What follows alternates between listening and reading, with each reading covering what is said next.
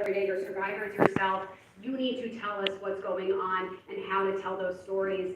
And, I think, Sonia, something we were discussing is kind of the difficulty sometimes of working with journalists and telling survivor stories.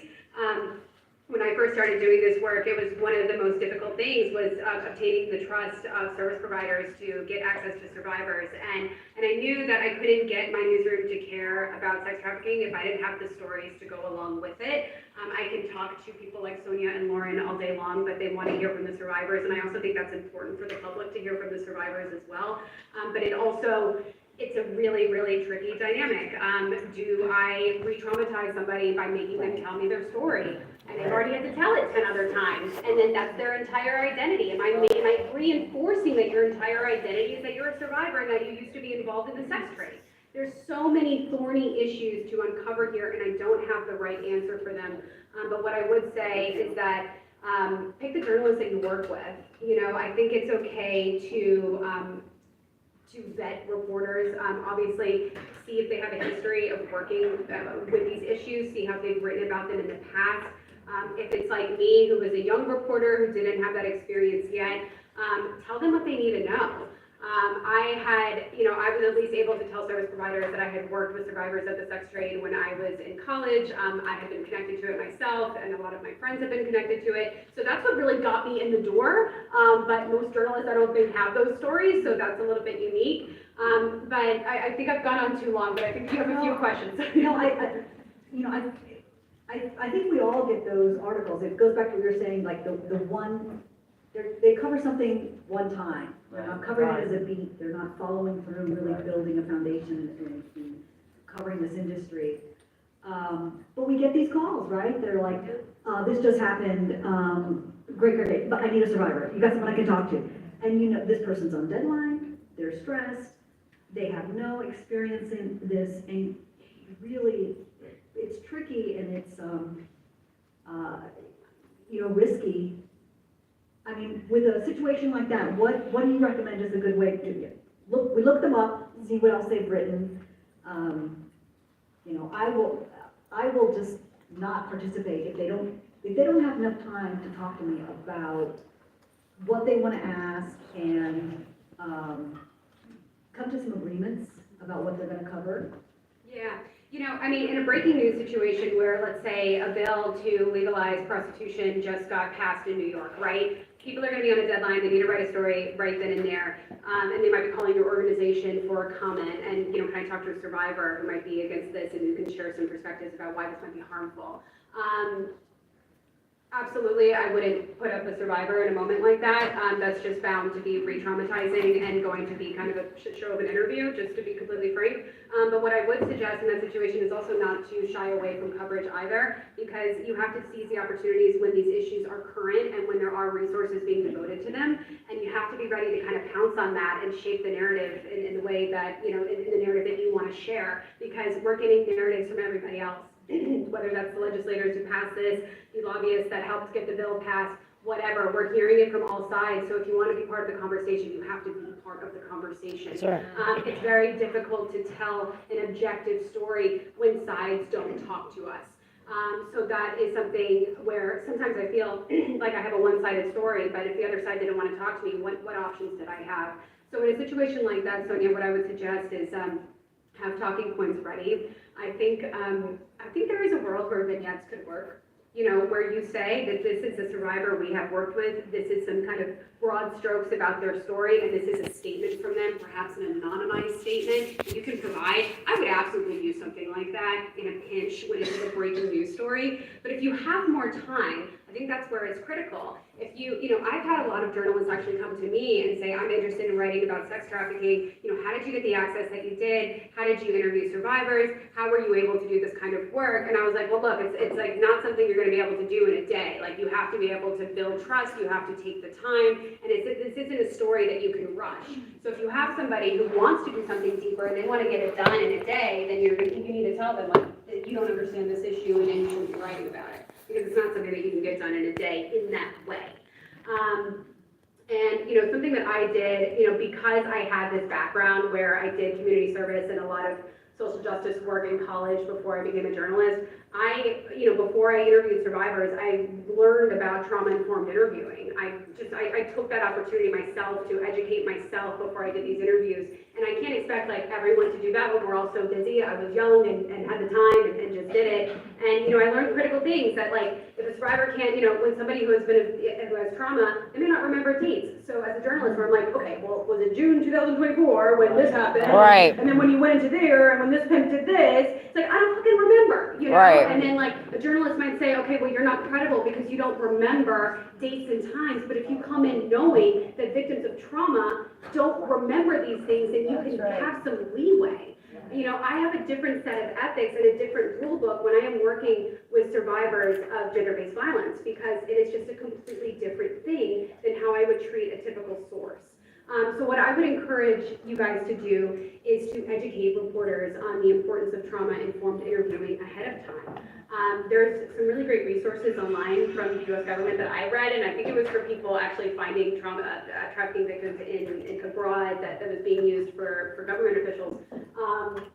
There's great resources. I'm sure you have your own resources that you could provide on how to do trauma-informed interviewing and to kind of clear up some of these things ahead of time. Like there is a chance, so often it becomes like a journalist might be coming into the story, and I even felt this way starting out, where it's like, oh, you have to get the most salacious and dirty details because that's what's going to sell a story, and that's also what we're taught to do. I mean, you have to get the what's going to grab a reader, but it's also part of the truth, right? I mean, it's not necessarily a bad thing to be looking for the truth, and the truth is often very dark in these kinds of situations, but telling a reporter ahead of time, like, don't ask questions about how many times a day, which is so often a question, and it's a horrible fucking question, Yep. And then after that, every time you're going to be quoted, it's like, oh, so-and-so who 25 times a day, or like horrible details like that. I've seen it over and over and Yep. over again, and if any survivors in this room have been interviewed, you've probably been asked that Yep. question, and it was a shitty fucking question. And I'm how sorry, much? it worked. 100%, yep. And It's pornified reporting. Yep. Exactly. I've had people ask me that But at a people have the fundraiser. ability to learn. They don't realize this perhaps going into it, but tell them why this is a bad question to ask. Like your story is becoming trauma porn. Right. And remind them why that's shitty. That doesn't actually benefit the public. You can tell somebody's story and get their perspective because it's important. When you're talking about legislation and you have people who have lived experience, you want that in the story. Legislators are going to read this, lobbyists are going to read this, elected officials, the public, voters. People need to know why these things matter. So I do think it's important to have survivor voices and to not have everyone else speaking for you. Right. But tell the journalists, like, let's set up some ground rules. And also, Sonia, one other thing I want to mention is that, you cannot call the shots, right? Right. Journalists are independent, and you cannot tell them what they can write, what they can't write. If you're going to tell them, don't ask these questions, they're going to get pissed off. So try to come to an agreement ahead of time. Try to convince them why they shouldn't ask these questions. Right. Because Educate. it's traumatizing, or ask them in a way that can be palatable and acceptable. You can certainly have those conversations ahead of time, so that when you do bring somebody into a room with a survivor, it doesn't end up being, a horrific experience for everybody involved, and then a story that's going to live online forever, and that, they won't be able to escape. Yeah, thank you so much. I am ready to blackball some reporters. I think it may be necessary. I mean, I know that in our office, we had an NBC crew. They were interviewing Taina Bianame, and she had conversations with them until she was blue in the face. And lo and behold, what came out, it started with the sexy music and the pole dancer and the silhouette. It was just so disappointing. So there's a lot of work to do, and we'll just have to keep at it. Yeah, I mean, look, we don't always get it right, and tell us when we get it wrong. I don't get it right, and there's been times, like I look back on some of my early survivor interviews, and I was like, damn, I was an asshole. I shouldn't have asked that. I shouldn't have pushed. But you learn over time, and I wouldn't have been able to learn if it wasn't for people in this room that told me how to be better, and told me when I was wrong. Like, why did you interview that survivor? She's 18. She hasn't been able to figure out if she wants to be a voice for this movement. Why did you do that? And I was like, you know what? You're completely right. I shouldn't have.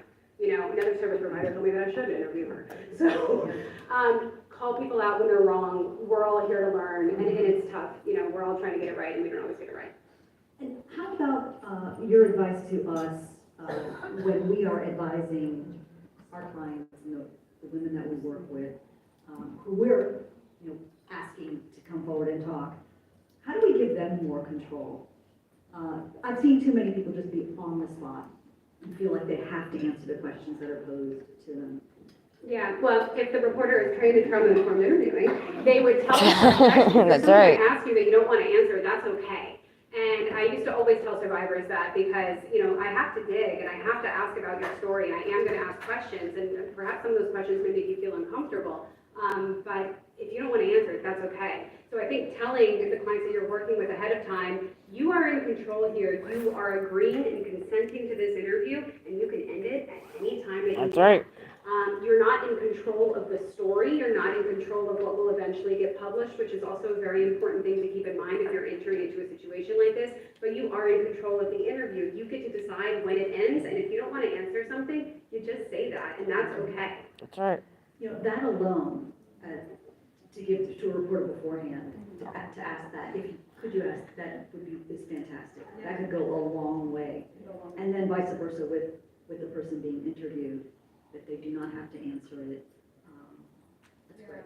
And I think, reminding reporters that, we're all so busy and in the thick of it, and it's just sometimes becomes just another story you have to cover. But sometimes just reminding somebody, hey, there's a human behind this, and this is their life, and this is their story, and I beg you for your sensitivity and your patience as we talk about something that's incredibly traumatizing. And I ask for you to, perhaps give some leeway that you may not give a typical source, but this is not a typical source. All right. Can I ask you, I don't know if we'll have questions, I have some hands raised afterwards, but I want to ask you your opinion, now in New York and other states, we have these bills that want to legalize the sex trade or decriminalize it fully. But every story comes out the same. The headline is, should sex work be legal? Or should we decriminalize sex work? It's actually not the story. And I know that a reporter doesn't write the headlines, but they are missing the story. It's really, should the sex trade be legalized? Or this bill decriminalizes selling, buying, pimping, brothel owning, and sex tourism. It's startling that they never get past that. And there was a story, the last one, let's say, was political, and that was the headline, should sex work be legal in New York? And they interviewed the sponsor of the whole decrim bill, who is like, this is for women's safety. This will keep them safe. Otherwise, it's all done, underground and in hiding. Well, I don't know any Johns that want to advertise that they're doing sex. It is sex, so it's generally done in private. Facts. They usually run from that. For the life of me, I don't understand why it ended there. The reporter doesn't follow up with, how does it make it safer? Yeah, I would say so often, there's so many quibbles over language that we use, and it was really important to me to get it right, so I had those fights with my editors. I'm like, when I learned that when I did the series, the first thing I was taught is stop calling them victims, they're survivors, right? And I had a whole meeting with my editorial team about why we need to use the word survivor in our copy, and they still do, and I really love that. But sometimes you can't control the language. Sometimes it comes down to individual style guides in a newsroom. There's all these teams of people that decide what words we use for certain things, and so pick your battles is what I would say. One, pick your battles when it comes to terms. Educate, of course. Tell them why you think they're wrong. We always need to hear from the public if you think we're doing something wrong. Three, what was very, very compelling to me when I was covering the decrim movement in my prior position is the data that showed how opposite these figures were. It didn't make women safer. When I think about the reporting that I did about Nevada, about how Nevada was unsafe for women. I'm not sure if any of the people that was involved with that was in this room, but that was some really, really powerful reporting. The statistics about domestic violence and rape and all of these other issues being so much higher in Nevada in a place where the sex trade is legal was incredibly compelling to me. So use the data, make those phone calls, get people to listen to you. Call that Politico reporter if it's already up. Tell them to share data, share why they're wrong. Tell them why they're doing the story. I do have a call scheduled with them. Good. Yeah, make them do a follow-up story. I think unfortunately we're out of time. Okay. This was fascinating, really, really helpful. Really, really helpful in our work going forward. Yeah. Thank you so much. Yay! Wow. What's next?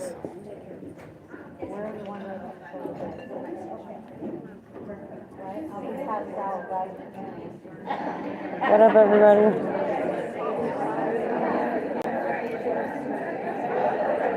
I should have went and got dessert when you went. Girl was gone. I was like, So damn. the next thing that we have for you Right? is two What's up? really special presentations back to back. The first one, we spent a lot of time talking about now and where we are now, and we're moving into where we're going next. Right. But in order to truly understand how to get from now to next, it is really important to know where we started. And so I'm really honored to stand beside my dear friend, who's the head of our Survivor Leadership Council and a true mother of the movement. Yes. So with that, Yes!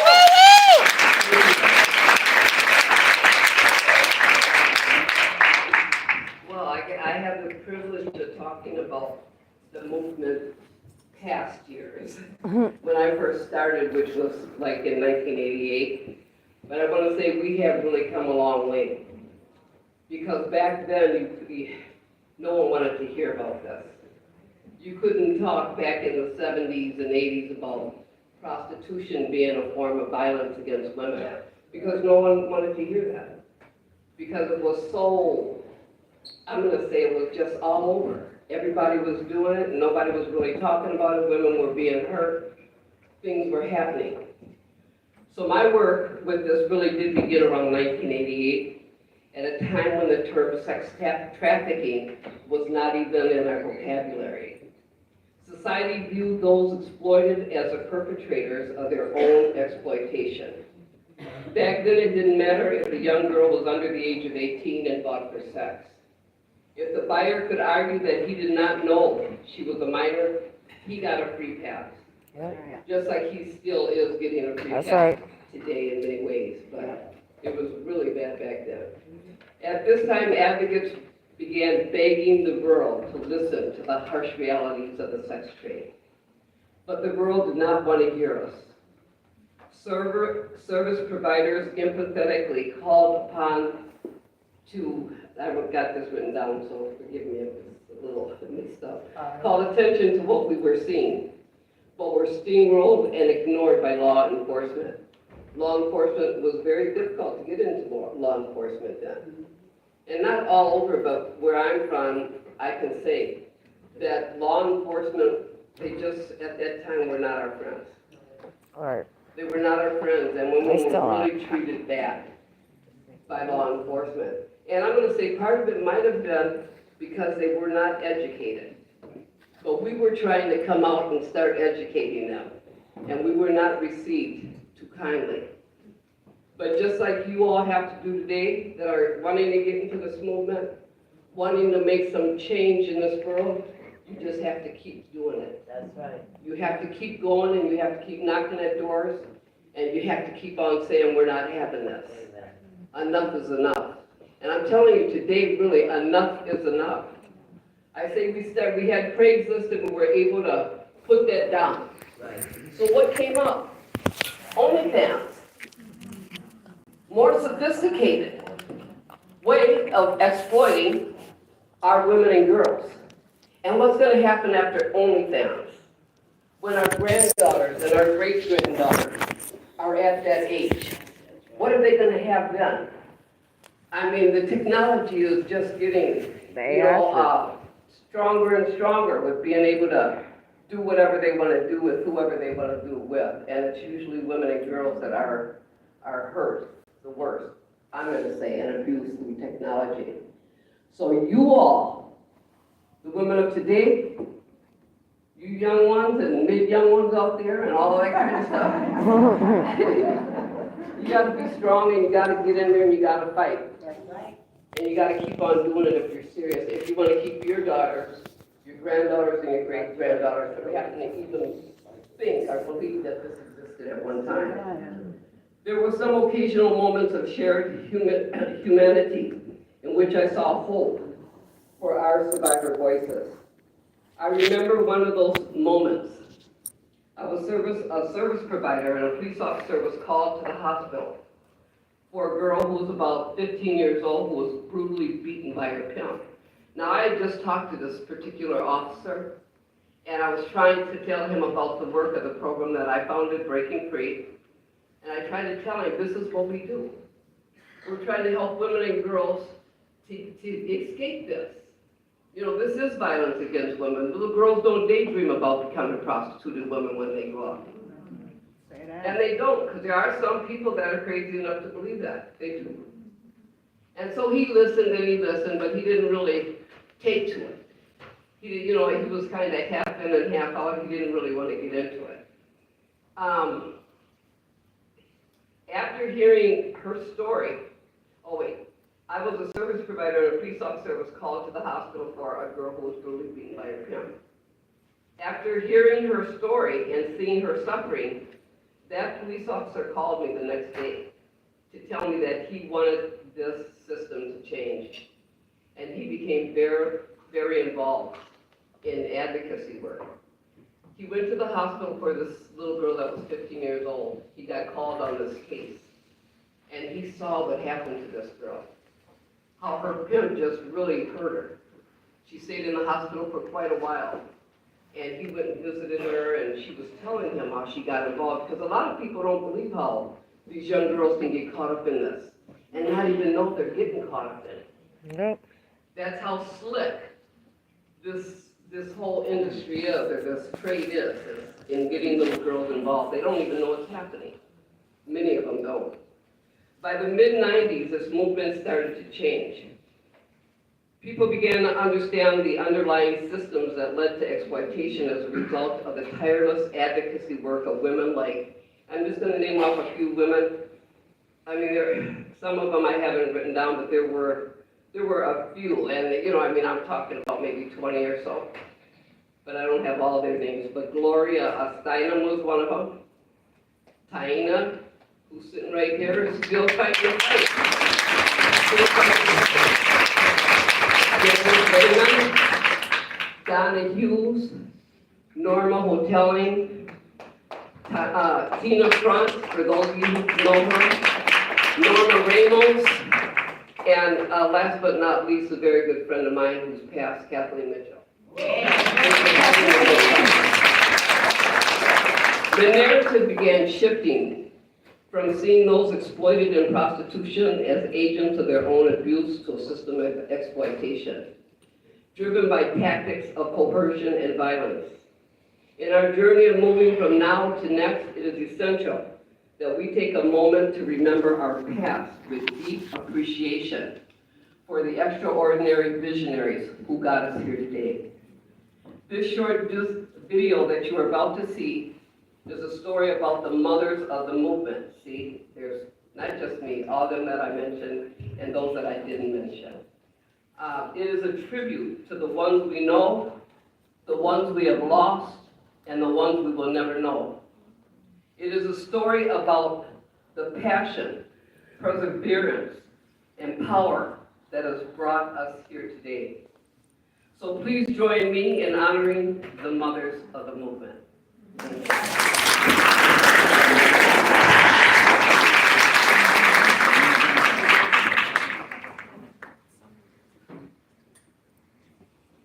Narrated by Taya Laramie.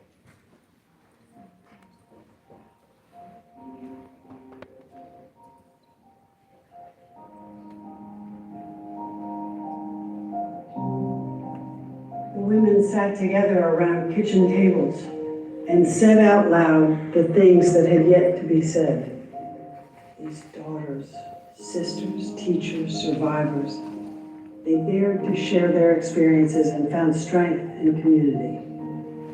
The match was struck. The flame of a new movement glowed, small, but bright and growing, with essential, unprecedented conversations around violence against women. This group began to ignite change. It sparked the movements to end domestic violence and sexual assault, which in turn led to landmark legislation that impacted women's roles and experiences in the workplace, in colleges, at home, and throughout our political system. But that wasn't enough.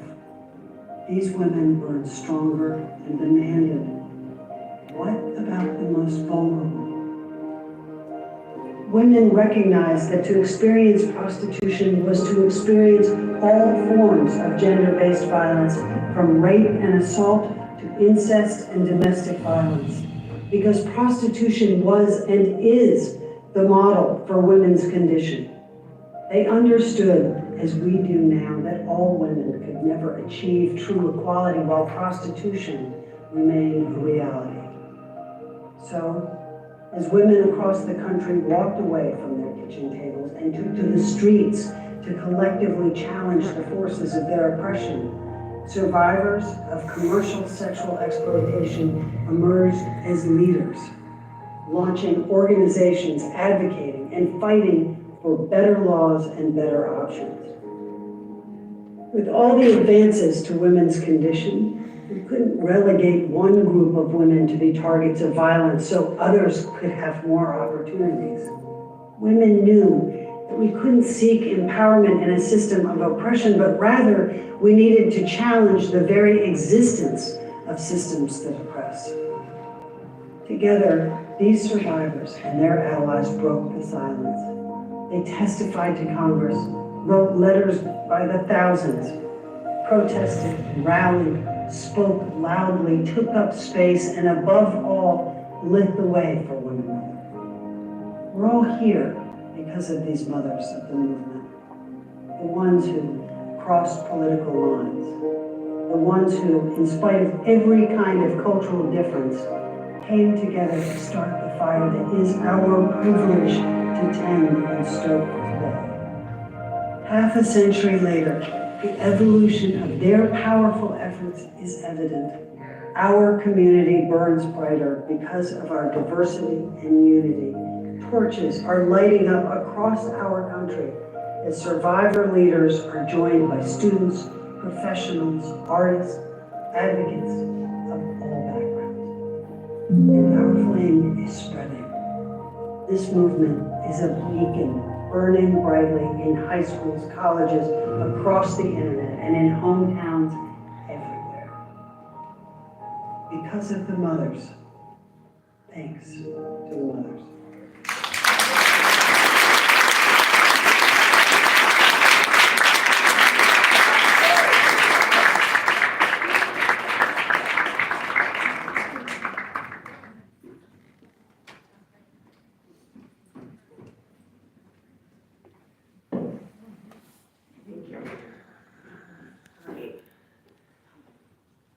Oh man, I'm supposed to do this without choking up. So I have the great privilege, and this is just so you guys know, this is not my preferred way of speaking. I like to speak just freely, but I need to read this because it's very important. So I have the great privilege of delivering this tribute to my departed colleague and, more important, my friend, the most formidable, Lois Reckitt. Lois and I first met when strategizing to enact the equality survivor model in Maine. You've hopefully heard a lot about this groundbreaking law this past year. In July of last year, Maine became the first state in the nation to pass the survivor model. Woohoo! Yeah! Many people in this room helped draft the bill, and it was in huge part thanks to Lois. Fighting for women's rights and civil liberties was Lois's life mission. She loved people. Speaking with them, persuading them to sign up for justice, and to help the most disenfranchised among us. Inducted into the Maine Women's Hall of Fame, Lois led many organizations in one capacity or another. From the Family Crisis Services to the National Organization for Women, to the Maine Coalition for Human Rights, to the Maine Women's Lobby, and the list goes on. An unfortunate truth is that most people have little empathy for those in prostitution, certainly when we're in the thick of it. and even when we've survived it. Society blames us. Our laws have always focused on punishing those being victimized. And our houses of worship that are not educated about this reality simply pray for our sins. Ours meaning the people being victimized, not the people victimizing. Right. Right. When I was 15 years old, a friend and I were having dinner in a popular restaurant in Auburn, Maine. I was already the mother of a 3-month-old little boy and had been living on my own since I was 12, and I was struggling. My childhood had been beyond difficult. Neglect, poverty, housing insecurity, sexual violence, all of my young life, suicidal ideation, just to name a few struggles. I told my friend during our meal together that my biggest fear was losing my little boy. What I didn't know is that 2 men were eavesdropping in on our conversation. They came to our table and said, "We overheard your conversation and we have something you might be interested in." We looked at each other. She was sitting over here to my right and shrugged our shoulders and said, "Why not?" The next day we showed up at the address they gave us, and that was it. I'm not here right now to share the details of what they did to us girls that night, except to say that they immediately put pagers in our hands and trafficked us across Maine and throughout New England in strip clubs, hotel rooms, truck stops, and bachelor parties. Never once did anyone ask how old I was or if I needed help. To this day,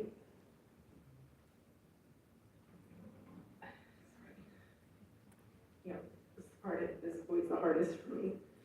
To this day, my friend is still missing. I didn't see her after that night. And that's an unfortunate reality that a lot of us face. Lois understood me and my survivor siblings because she understood in her bones how male violence operates and how so often it is not only accepted but forgiven or dismissed as boys will be boys. Lois understood why I hadn't spoken to anyone about what was done to me for 16 years, why I felt it was my fault, and why I didn't even know there was a name for the crimes my traffickers and sex buyers did to me. I wish Lois had cloned herself before she passed, but her legacy shines bright. Each of us has Lois's fierceness in our hearts, or we wouldn't be here at this gathering. We may not be able to dedicate every second of our days to this fight, but we bear witness to suffering and injustice and do our best to change the world. One day, every state of the nation will follow in Lois's footsteps and enact the survivor model. I truly believe that with every ounce of my being. Until then, we march on.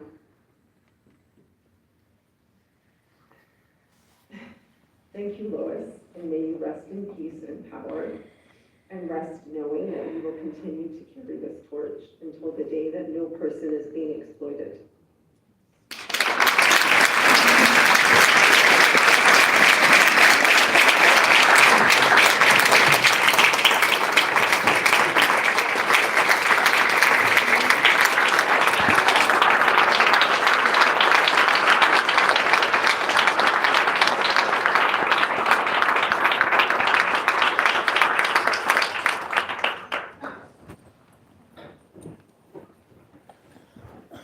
Hi, everybody. Again, it's me. Hello. Tricia, thank you so much. I know that was hard in a lot of ways, and I feel very lucky that I got to see you two work together very frequently. So I want to thank you so much for providing that wonderful training. All right, everybody, we are moving. Oh, tears, yeah. Break time. I'm taking a break. I'm like, oh my goodness, yes. Let's take a breath. How about that? Yeah. Nice, good, big breath in. And out. Hold on. There is a therapist in room 7. Who would love to see you all. So I wanted to let you know we are moving on to breakouts at 2:15, so you have a little bit of time to, again, take that moment if you need it. The first breakout we have is Achieving Justice, the Impact of Sarah's Law, and that is in room 15, that is across the hall. The next one is Data-Driven Change, and when I say next, I mean concurrently. Data-Driven Change, Amplifying Advocacy and Shaping Policy, that is in room 14, again across the hall. Survivor Perspectives, Leading Systemic Change Through the STAND program, ladies, hold on. That is upstairs in room 2. You go up the stairs, take a U-turn to the right, and keep going, and you're gonna see it on your left. Past the barber shop. I know, it's a thing. And then, okay, then last we have Beyond the Screen, Tackling CSAM in the Digital Age, and that is in breakout room 11. That is the one directly behind me. Thank you all so much. Go enjoy your breaks, and we'll see you in a few.